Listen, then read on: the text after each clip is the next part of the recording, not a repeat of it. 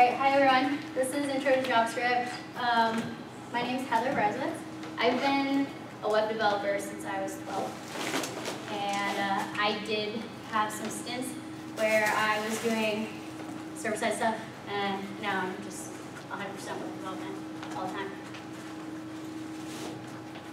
So there are some prerequisites. A laptop, if you want to follow along with some of the stuff that we're doing, you can do it in your browser, or you can just watch. They're interactive examples, and all the code that I have is on GitHub, so you'll be able to pull down all the examples that I've done and check it out later and actually see what I was doing.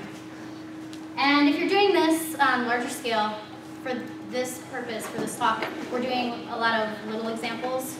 So we're not going to use a text editor. We're going to do them directly in the presentation or in the browser. But you'll probably want a text editor, and if you're a beginner, I recommend Sublime Text. It's really easy to use. It's not free, but it's totally worth it. It's like $20. All right, so Reveal.js is what I use for the presentations. It's pretty cool because I can do interactive examples inside the presentation itself because this is running in the browser. And so this is JavaScript right now running, as well as HTML and CSS, which is really cool. And that just shows how awesome JavaScript is because you can use it anywhere. I'm using it to give my presentation, and I'm going to be able to do interactive examples with you for it. You can do it on you can use JavaScript on your laptop, your desktop, your tablet, your cell phone. It's not your television, an Arduino, or any other little electronic components. A lot of them run JavaScript. It's not. It doesn't segregate against the operating system. It doesn't matter if you have an Android or an iPhone. So this is really cool to me as a developer because I'm able to reach a wide variety of people. I make something, all I need is a browser, maybe a text editor, and I'm able to have a game or an application that pretty much anyone can use, right? I can make a game and it can run in the web browser, and you don't have to go buy an Xbox. You can just open up your web browser and play a game. So a little bit about what I'm going to try to get through. If we go fast or slow enough, I might not get to all of it. First, we're going to start out with really basics of programming and JavaScript in general, data types of JavaScript. And then we're going to do conditionals, if-else, for loops, functions. And for a very little bit, I'm going to touch on events and DOM API, just because I want to show, it's a little bit more advanced in the topic for an intro course. But I want to show a little bit of what you can do with JavaScript. That might not be beginner, you might not necessarily understand it immediately, but it really just shows the power of what you can do and maybe gets you thinking about what you want to do with JavaScript so that you can go home and research it on your own. And then we're going to get to a live example. I'm going to try to live code, and we're going to mess with Facebook. And I'm going to show you how you can actually interact with websites that are out there right now to do cool stuff. So data types. For the sake of this talk, there's 4 data types. There's 5 up there. There's 4 data types: Boolean, number, string, and object. Arrays are not really data types. They are. They're really objects in JavaScript. They're like a special object with extra behaviors. And this is pretty similar to most languages, right? Most languages have these. Most languages have way more than these, though. JavaScript is known for being really simple. It's up to you to use your mind to make things organized and happen the way you want them to. Boolean's pretty easy. Yes, no, true, false. Am I a woman? Yes. So document.write, you're going to see this a lot in my examples. All this does is print out stuff to the page. This is the document. So if true, write that out. If false, write the other one out. Obviously, I think we can all figure out what's going to actually come out. This is true. You never get, oh, why didn't that show up though? I did it over here. This is true. All right. Numbers are just basic math. It can do floating points. It can do precision. It can do, there's a math object that allows you to do things like cosine, absolute value, square root, all that. So here's just some basic math. So when I hit show result, it's actually like executing what you see up here, down here in the document.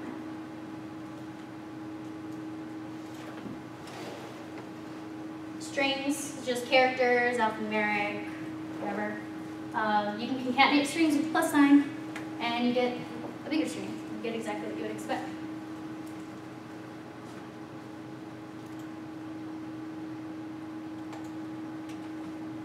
And objects. Objects are the building blocks of JavaScript, and objects allow you to do really more complicated stuff, and you can put methods on objects, you can have nested objects. Here we've got a really simple one, and I pulled out the object itself underneath the word object so you can see what it looks like, because it's kind of hard to read inside this document, right? But you have brackets, and they're key value pairs. You have a key that says, it's kind of like an array, right? But you can actually identify it with that value instead of indexing it. So you've got name, Heather, and then I can address it like this with .name. The interesting thing about objects, though, is that objects don't know how to print themselves out. So this first example right here, where we're just trying to print out the object, it's not going to work. But if I actually address the key name and I say, okay, give me the name key from this object, then it'll work. Arrays are just lists of values. They could be any of the other data types. You could have an array of objects, you can have an array of numbers, strings, pretty much anything. So the first one, we just have a basic array, 1, 2, 3, 4, 5. That's initializing an array with the numbers 1, 2, 3, 4, 5. And when you want to address an array, if you want to get just one value of an array, you're going to have to tell it, I want the 0th position element from this array. And arrays start counting from 0. So the number 1 is the 0th position. The cool thing about arrays, unlike objects, is that they do know how to print themselves out. So if you just print out an array, it already knows that it's going to separate the values in the array and print them out. And in the second example, you can see that we got the first value, which is what we wanted. Variables. All that data type stuff is really useful, but if you can't refer to something again and again, or maybe add stuff to it, or add a last name to my name, then it's not really useful. Variables are just going to store data into a variable so that you can refer to it later. It's pretty straightforward. This is cool. And we don't have to keep writing the same array over and over again. We have an actual one array, and we can edit it and make changes to it. Okay, does anyone have questions? This is when we break for kittens. Questions? That was pretty basic stuff, right? You know, we all know a little bit about programming, I hope. Cool. Good. I feel like we're going to get to an example again. Conditionals. All this stuff's pretty basic. You probably know all this from math, right? And comparison operators. So I'm not going to get too into detail. The really important one that I'm going to talk a little bit more about is double and triple equal. And I still meet JavaScript developers that don't really know the difference. So the double equal does type conversions. In the first example, JavaScript is going to say, is 0 equal to an empty string? That's going to be true, because to JavaScript, double equal, yeah, they're pretty much, they don't mean anything, right? 0 is 0, it means nothing. Empty string is empty string, it means nothing. If you use the triple, I call it the strong equal. I've also heard it's called the identity equal. Basically it's saying, is this the exact same as this other thing? The exact same one. In this case, that's going to be false, because it's not 0, triple equals 0. I would say 9 times out of 10, I use the triple equal, because I know exactly what I'm expecting. You use the double equal, you can't always be sure. Similarly, the reverse is true, right? We've got the identity not equal, and then the regular not equal. The regular not equal does type conversions. The identity one does not.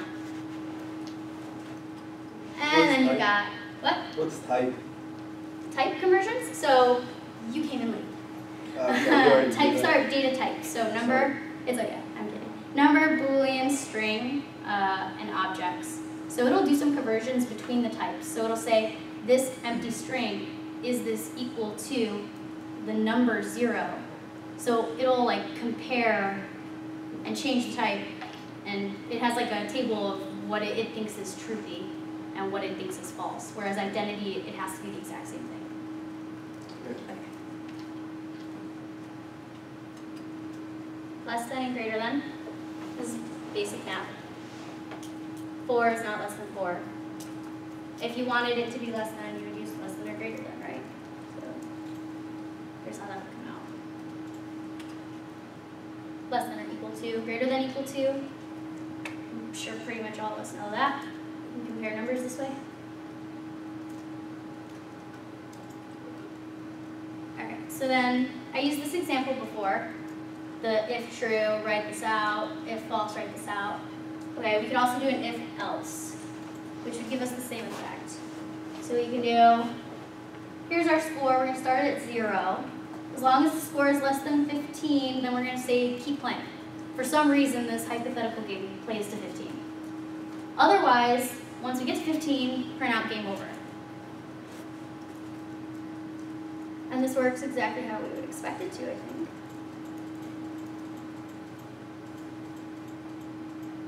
And now it's over. A little bit more to that is if, else, if, else. This will allow you to do multiple if comparisons. They cascade.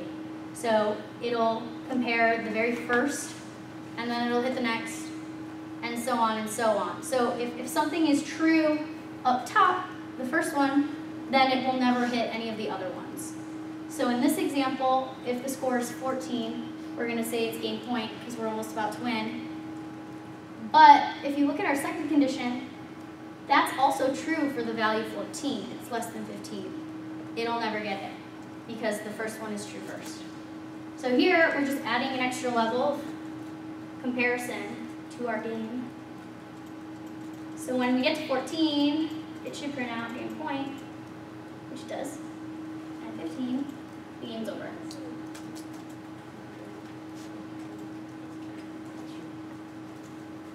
Yes? Do you need the semicolon?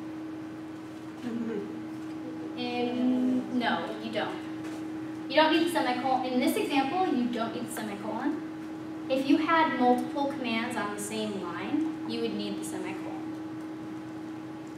I am very particular about semicolons, but I forgot one. You're particular that they should be there. They should be there. I am particular about them being there. But they don't have to be there. They don't have to, unless everything's on the same line, and then you need them to separate the commands. And you shouldn't do everything on the same line. You shouldn't. But a lot of times, if you're writing code, you might uglify it, which would put it all on the same line. Why are there squiggly lines? So those are brackets, and those are not necessary unless you have more than one command after the comparison. Then you need to add squiggly lines, brackets. But those basically say, this is what I want you to do in this section if this is true. So it separates those commands, because this will never get hit if the score is 14.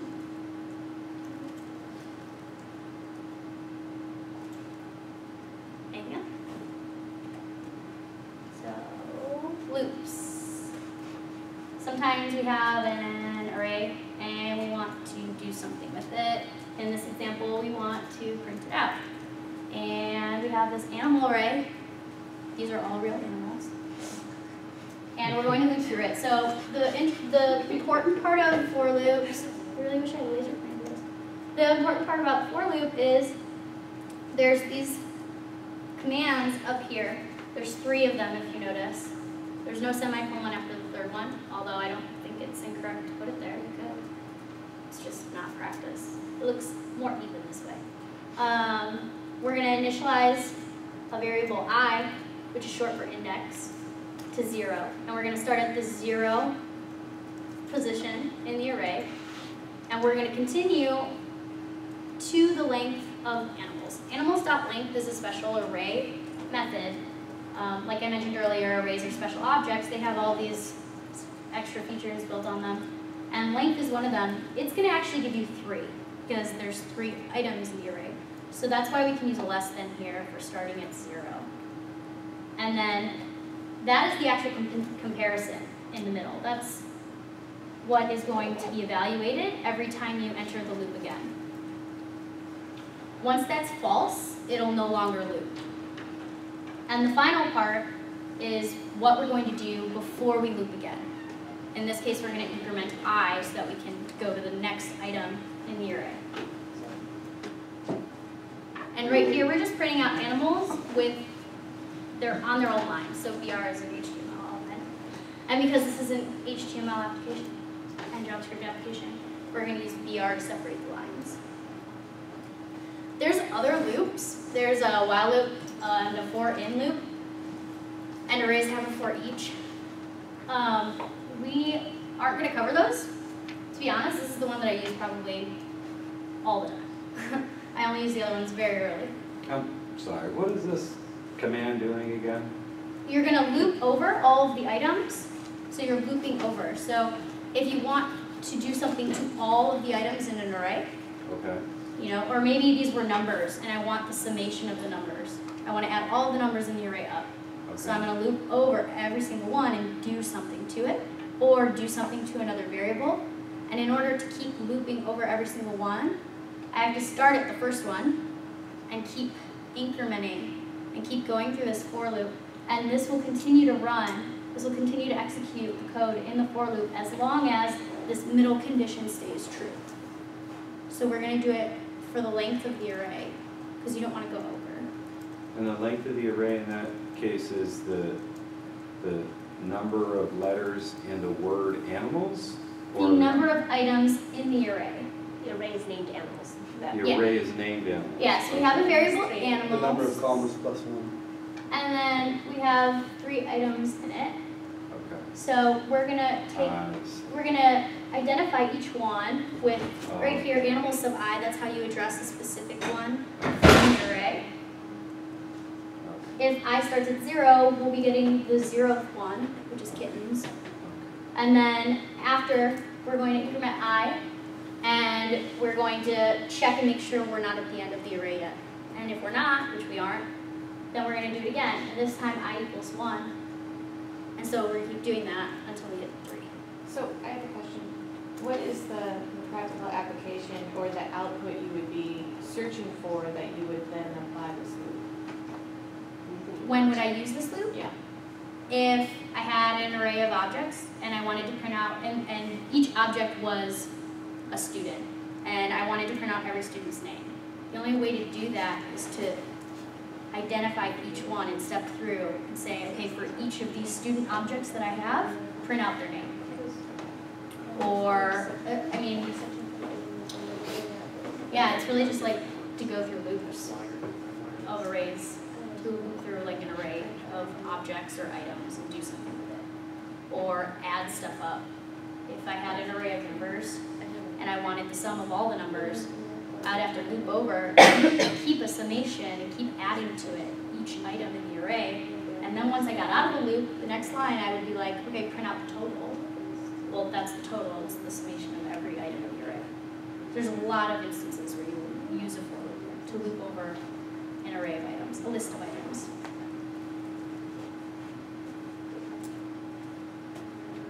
So yeah, in this case, it prints out each one on its own line.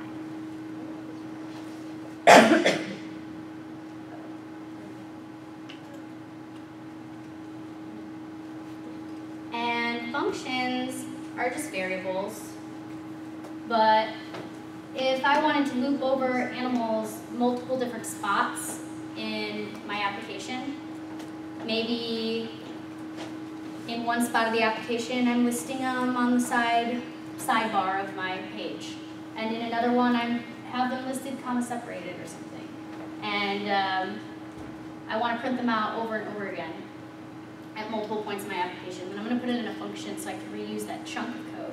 Just like we put a string into a variable to reuse it in multiple places, we're going to put a block of code into a variable so that we can use it over and over again. So here I took the same example we just went through and I put it inside a function so that I can call that function to print out different groupings of animals. Maybe I have multiple different arrays of animals and I want to print them out. So then I can actually just pass in the arguments to the function and do the same thing that we did in the last one. So here it's doing the exact same thing that we were just doing, but this time I can do it multiple times. I can keep doing it and I don't have to write the same block of code over and over again. So we're going to get the exact same results here that we did before, because we're passing in the exact same array. So what would you do, how would you had a different array called students, all right? And they had all the students' names there. How would that thing change? What would change about that? Would you change the variable name to print students and then put function students, or would it still be Well, you would still use that variable print? I could call this variable anything I want. It doesn't have to be animals. It could be students. But I mean, if you wanted to reuse that function, Yeah, I could just pass the students in. I could change Right. this function to be print items, right? right? that's That what would I'm make getting more at. sense. Yeah, And then in here, I would just have items being passed in. I see. Okay, that's what I was getting Yeah, at. Yeah, it would okay. do the exact same thing. Yeah, here I kept it very animal specific, Oh, but that's fine. Yeah. it could be anything. Okay. Thank you. Yeah. So is there any other questions about that section? I kind of went a little fast in that section, everybody. So feel free. Cool. That was a little bit more of the complicated, like, programming stuff. It's not really JavaScript specific. This is how you do it in JavaScript, but this is applicable to all languages you're going to learn. The syntax is going to be different, but the concepts are going to be the same. So now we get to do some of the fun stuff, which is why we sped through all of that, right? Who cares? All right, the DOM API. How many of you know HTML and CSS? Or just HTML? Cool, almost everyone.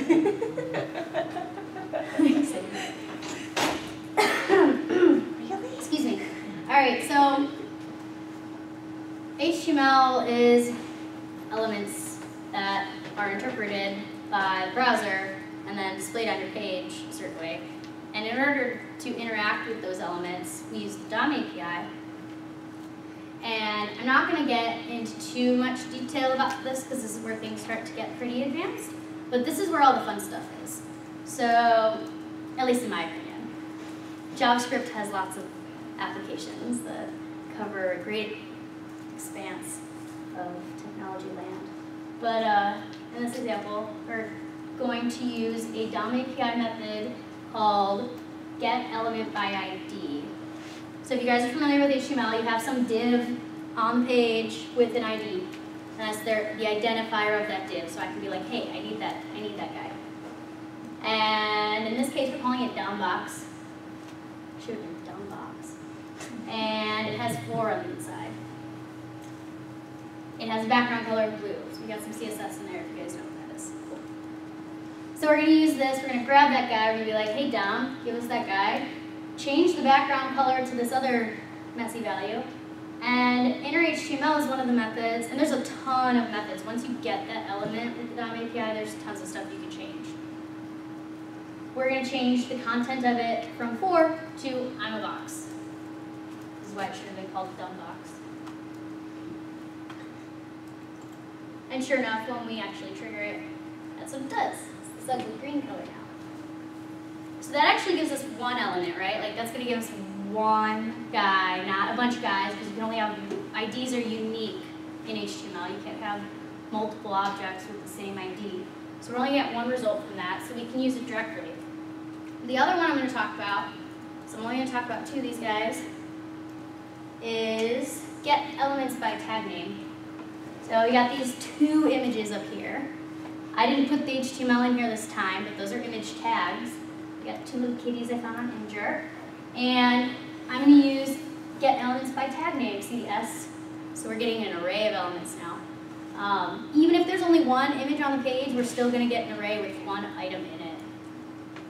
And we're going to use that loop that we learned, and we're going to go over every single one. And in this example, we're going to make it black and white.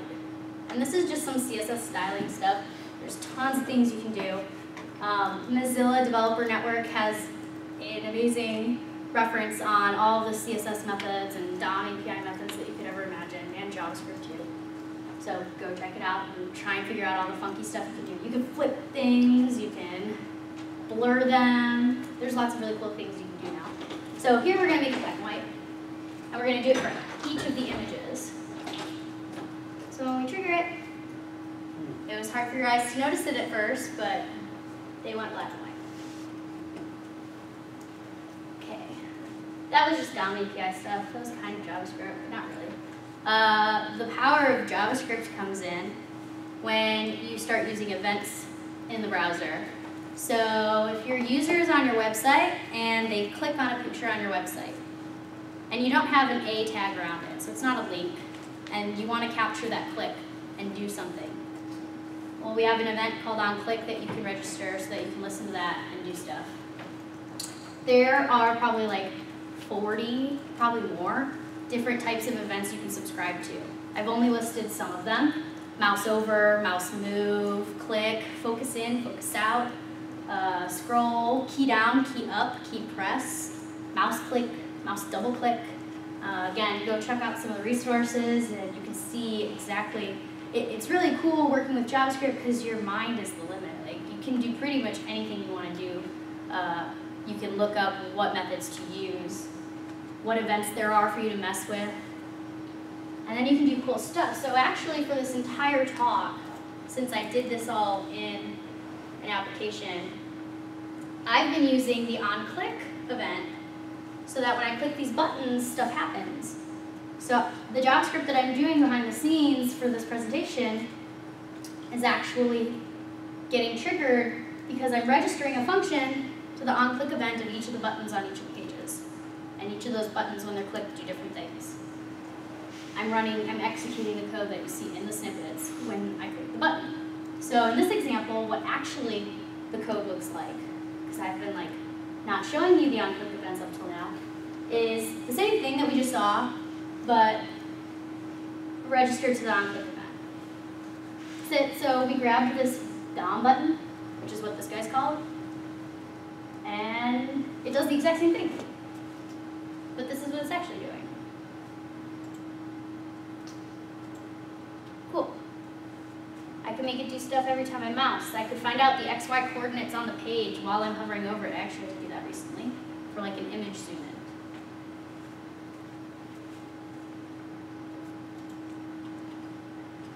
So I'm going to go and do my flipbook example where I'm going to do some live coding in the browser. Are there any other questions until now about any of that? No? Okay, cool.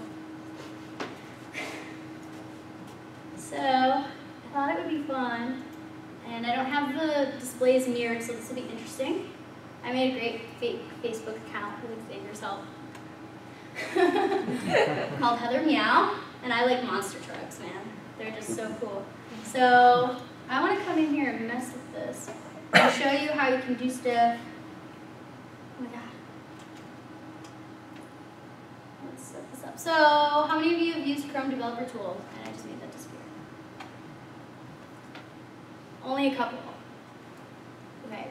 How many know about Chrome Developer Tools? Okay. So this isn't too foreign, I guess. So Chrome Developer Tools I use every single day. I live in Chrome Developer Tools. I do everything in Chrome Developer Tools sometimes before I go back to my code because I hate refreshing the screen. Alright, so we're going to go into source. This is kind of difficult for me to display. What?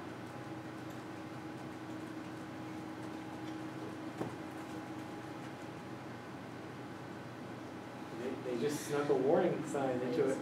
Can I still use it? That's interesting. Yeah, just hit the I've never seen this. hit the clear button on the left. Yeah. Cool. All right. They're just So spooping you. I want to make this on the side instead of popped out because that's how I'm used to it, and it'll be easier to see everything. All right. What I want to do is kind of like the the example I just showed you where I made everything grayscale, but I want to flip all of my pictures upside down and screw with my friend's Facebook that they left open. So I'm going to go in here and grab all the images on the page.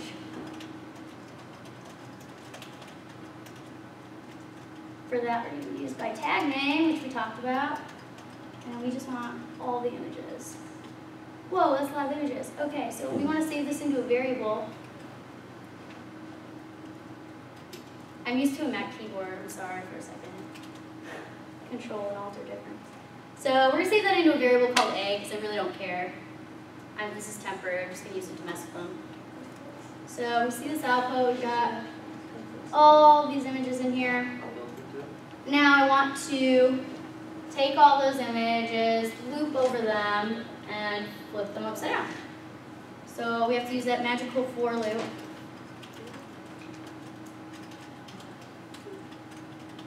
A is the name of our array, so we're going to do a.length, 5++, open bracket, so a sub I dot style dot WebKit transform. This is just one of the styles that we're gonna manipulate. I'm using WebKit transform because transform doesn't work in Chrome in console for some reason. Hey Heather, you should go to another page. Oh, thanks. Hey, let's go home. Thanks. I'm not sure if A is going to be valid or not. That's actually a valid point.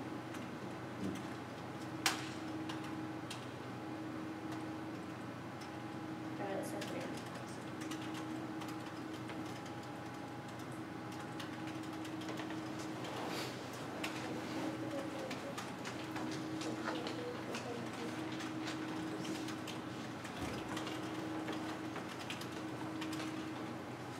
Rotate 180 degrees. Yep, pretend right. Cool. Okay, magical for loop. Here's another way that we're using the magical for loop. Boom, done. Cool. So now I could just close it and leave it for them to find when they come back, and they'll be like, what just happened? Or I could actually show them what I did, because it's pretty cool, and make it flip back and forth when I hit a button. So in order to make a button, I'm going to have to add a button somewhere into Facebook's already cluttered interface. And let's see, let's go over here and find the toolbar. I don't remember what it's called. Pretty sure it's something like in here. Page toolbar, yep. Okay, that's the one we want. So, B.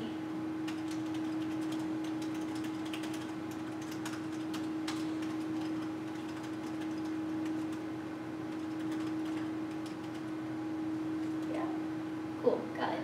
So I've got it, and now I need a button. So, let's see, I think it's create child. So create element and then a pen child. Thank you.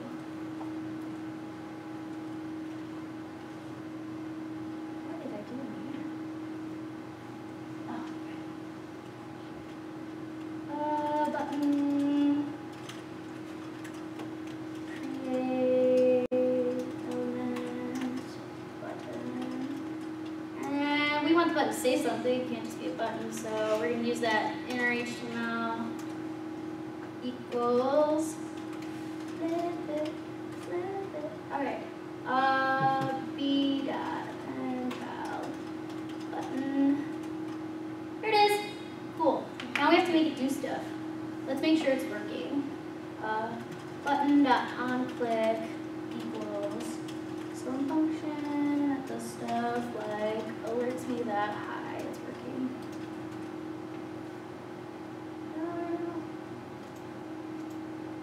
Cool, it works. Now let's do what we actually want it to do in here.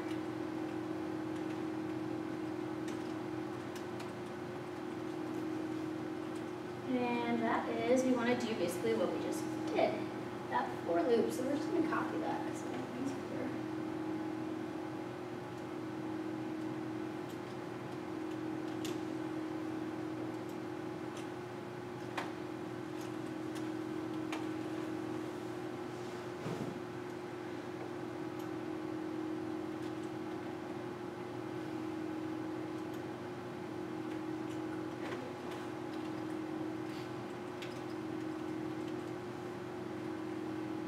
looks right? Yep. Well, that's cool. Let's make sure that works. But it won't because they're already rotated to 180 degrees. So we need to add a state where they are flipped or they're not flipped. Why don't you just make it flip it the other way, just right now? Can you just Can I just do it? redo that code? Oh yeah, I Just can totally do that. Where's that forward?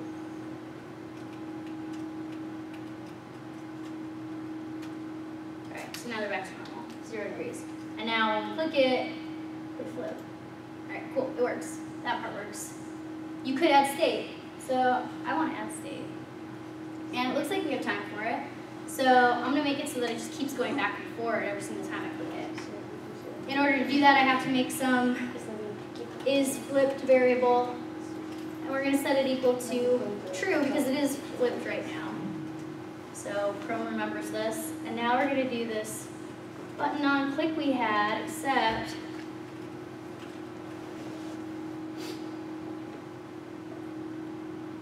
inside here, if is flipped, if it's true,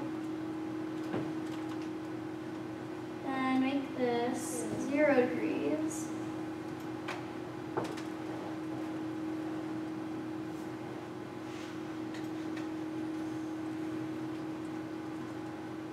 Else, oh wait, we need to actually change that Boolean flag too.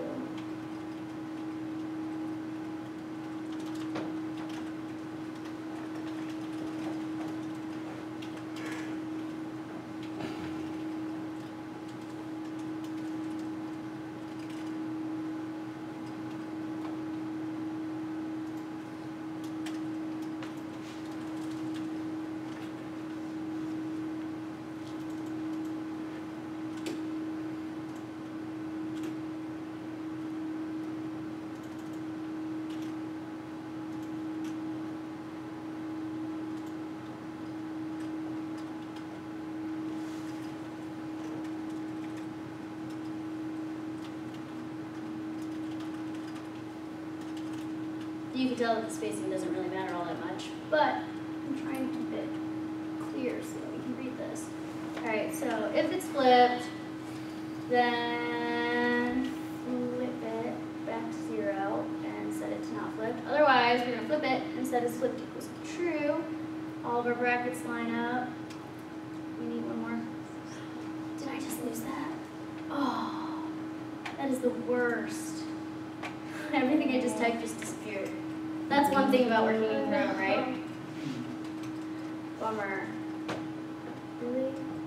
Really? Yeah, the syntax error?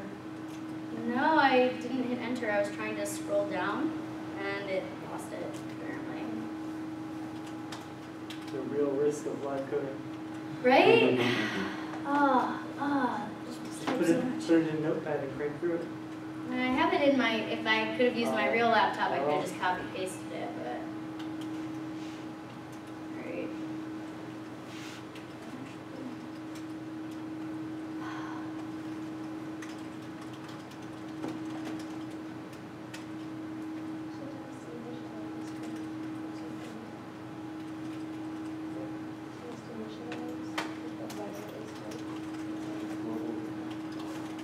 Did you find it?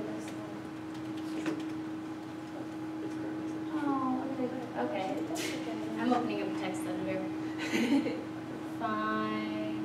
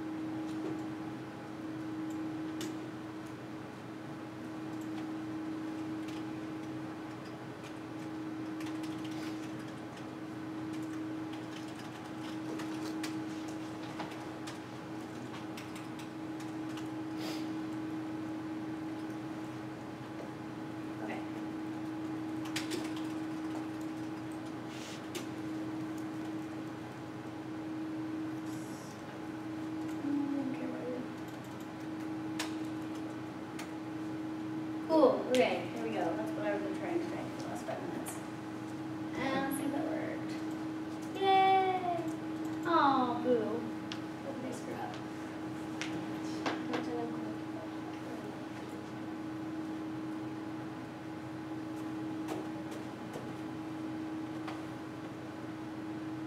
Live coding.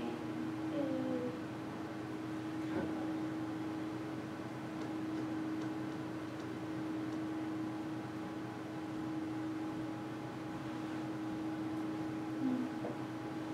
Oh, I know. This is totally wrong.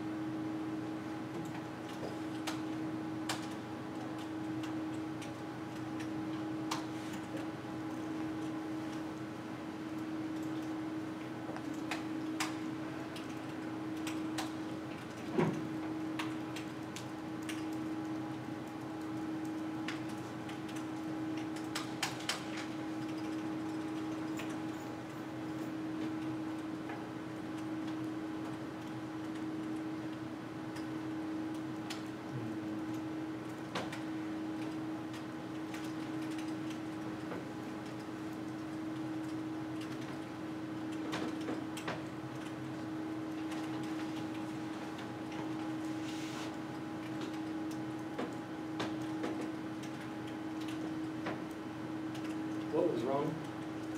The logic a little bit. I'm setting the is flipped back and forth inside the loop, so I'm just doing it every single time, and I want to do it outside the loop. Yeah, sorry. So, Fun book. right? So what happened is that some got flipped and some didn't? Yeah. Oh, now your whole page is goofed up, isn't it? Yeah, it's totally messed up. Oh yeah, it's kind of cool. Look Let's at that. make Like them all news, one is way newsfeed first. upside down? Where's that original for Liz?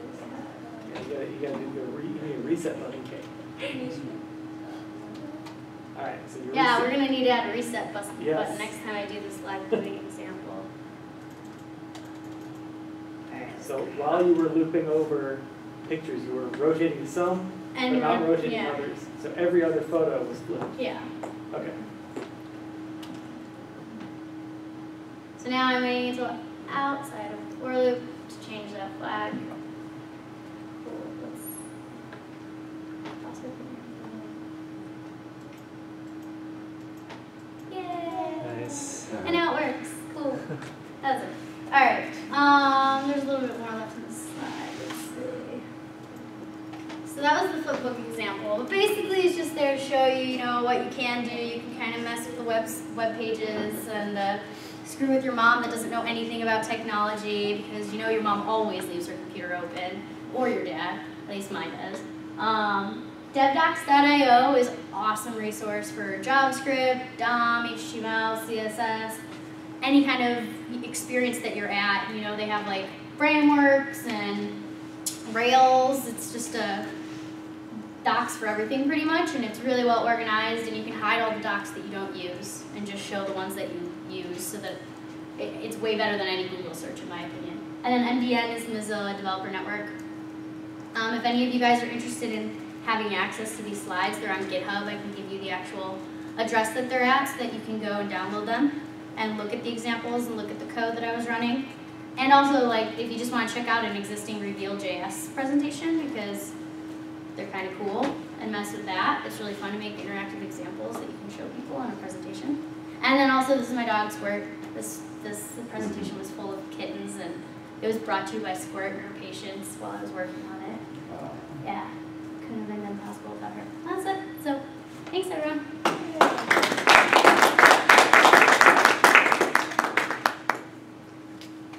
Are there any more questions? No? Cool. Did you guys learn anything new? Yeah? Yay!